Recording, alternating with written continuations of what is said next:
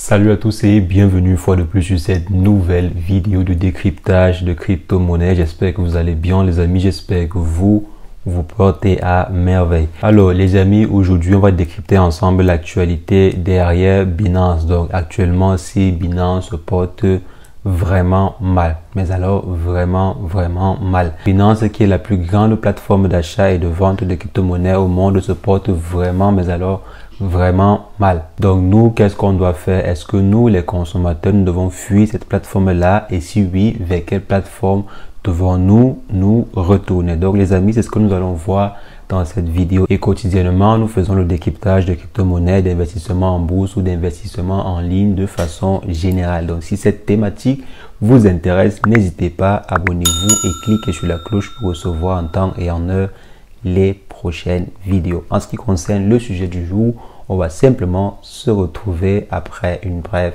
introduction.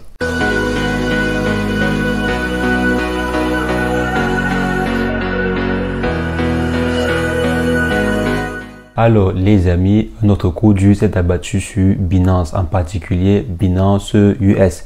Donc quelques mois après sa nomination, le PDG de Binance US, comme vous l'avez sûrement vu dans les médias, le PDG de Binance US a démissionné. Et ce gars était très important pour Binance. Parce que vous savez que depuis quelques mois, depuis presque un an même, Binance est en train de subir des attaques, que ce soit le gouvernement fédéral aux États-Unis, les instances en Angleterre, au Canada, en Italie, en Europe de façon générale. Donc Binance est en train de subir. Et la nomination de ce dernier au poste de directeur général de Binance US devait venir aider Binance à pouvoir se régulariser, devait venir aider Binance à trouver un terrain d'entente avec les instances américaines pour se conformer plus facilement avec les instances américaines, parce que tout le monde tire sur Binance. Et ce DG qui a démissionné était en fait un fonctionnaire qui occupait un très haut cadre dans l'instance de régulation aux États-Unis. Donc en recrutant ce gars, Binance avait vraiment mis la barre haute pour résoudre ses différents problèmes. Mais malheureusement, on ne sait pas pourquoi le gars a démissionné. Il a simplement laissé un message d'encouragement et un message positif sur Twitter pour encourager l'entreprise. Mais il n'a rien laissé comme information importante sur la cause de son départ. Mais sûrement le fonctionnement de Binance et ce qu'il faisait avant dans la fonction publique, bon, ça ne concordait pas, mais on ne sait rien, on ne sait strictement rien. Nous maintenant, en tant que simples consommateurs, qu'est-ce que nous devons faire vu tout cela? En Europe, c'est presque rouge partout pour Binance. Ils ont même dû réduire en fait les services qu'ils proposaient pour essayer de se réglementer au mieux aux différentes normes européennes, mais jusque-là, c'est toujours au rouge, c'est toujours dur pour Binance. Bon, maintenant, nous, en tant que consommateurs, qu'est-ce qu'on doit faire dans ce cas-là? Seulement si Binance est autant ciblé simplement parce que c'est la plus grande plateforme d'achat et de vente de crypto-monnaies au monde. Et tous les pays sont en train de vouloir mettre la main sur le fonctionnement des crypto-monnaies. Tout le monde veut savoir comment fonctionnent les crypto-monnaies. Tous les pays veulent réguler au maximum la sphère des crypto-monnaies. Et Binance étant la plateforme où il y a le plus d'échanges et tout, il faudrait commencer par Binance. Donc si on met la main sur Binance, si on essaie de réguler Binance en fait, donc si on essaie en quelque sorte de forcer Binance à se réguler, c'est qu'on est en train d'avancer dans ce sens-là. On est en train d'avancer dans le sens où il faut réguler la sphère, réguler en fait le monde des crypto-monnaies. Que l'on puisse savoir qui a telle crypto-monnaie, qui effectue telle transaction et tout. Donc que l'on puisse avoir la main un peu comme sur les monnaies fiat. Donc actuellement, si c'est ce que veulent les différents gouvernements, que Binance trouve un moyen pour se régulariser, que Binance essaye de se conformer au mieux à ce qu'ils veulent. Et maintenant qu'on ne fait que voir Binance aller encore plus au fond du gouffre, qu'est-ce qu'on doit faire? Est-ce qu'on doit abandonner en fait Binance et se retourner vers d'autres plateformes? Et si oui, vers quelle plateforme devons-nous nous retourner? Donc, selon moi, il faut essayer de sécuriser vos différentes crypto-monnaies. Je l'avais déjà parlé dans une récente vidéo concernant ce sujet. Donc, il faut sécuriser vos différentes cryptos et toujours pratiquer la diversification. Il ne faut jamais avoir toutes vos cryptos sur une seule plateforme. C'est pas du tout conseillé. Parce qu'actuellement, si Binance est sur le feu des projecteurs, simplement parce que c'est la meilleure plateforme. Lorsqu'elle va perdre ce titre-ci, la prochaine meilleure plateforme sera toujours sur le feu des projecteurs. Donc, il faut au maximum diversifier les différentes plateformes que vous utilisez pour acheter ou bien vendre des crypto-monnaies. Vous pouvez par exemple décider d'effectuer vos différentes transactions avec deux plateformes, sachant que si demain une plateforme il y a un problème, vous n'allez pas quand même perdre la totalité de vos crypto-monnaies. Et je vous conseille aussi de fonctionner avec votre propre wallet. Donc, et votre wallet sur une clé USB. Essayez d'avoir une wallet sur votre propre clé USB. Ainsi, vous allez pouvoir détenir vos différentes crypto-monnaies dans votre clé USB. Vous allez par exemple acheter vos bitcoins, bien vos Ethereum et les transférer sur votre propre portefeuille. Donc, ça ne sera plus un portefeuille commun qui appartient à Binance ou bien un portefeuille commun qui appartient à, je sais pas, Coinbase et tout. Mais ça sera votre portefeuille privé, votre portefeuille personnel à vous.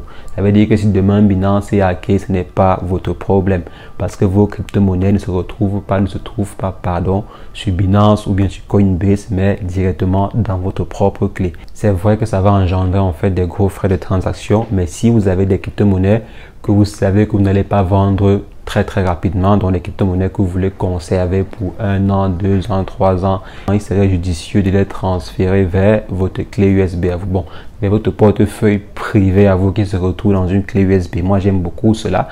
J'aime beaucoup conserver certaines crypto-monnaies dans la clé USB.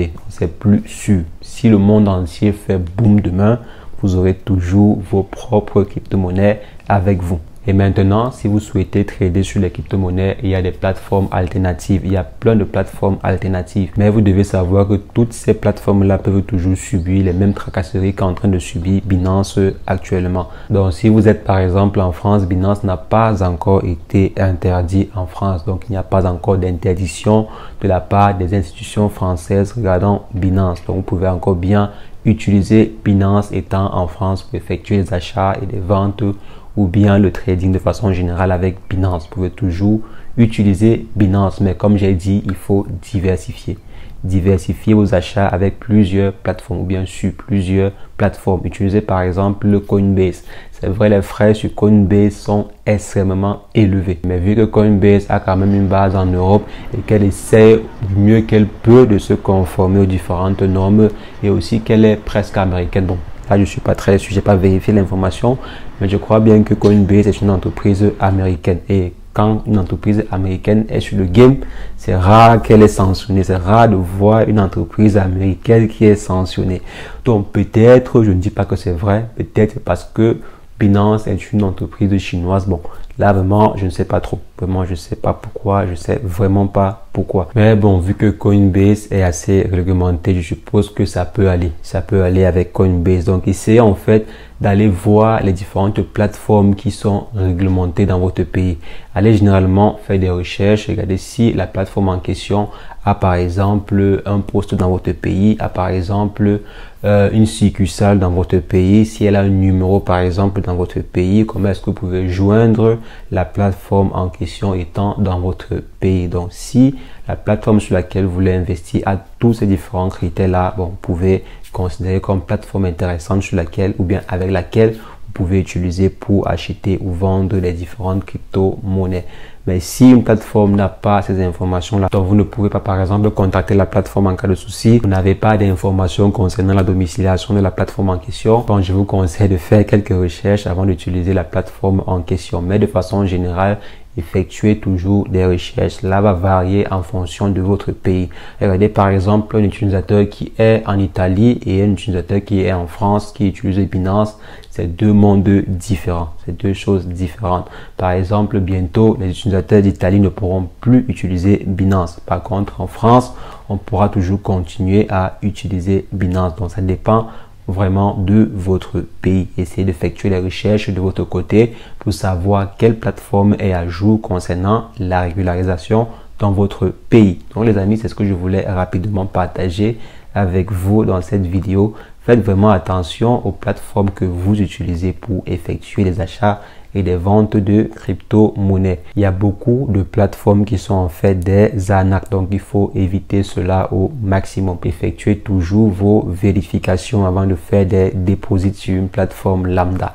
Donc les amis, on se revoit très prochainement pour une nouvelle vidéo de décryptage de crypto-monnaies.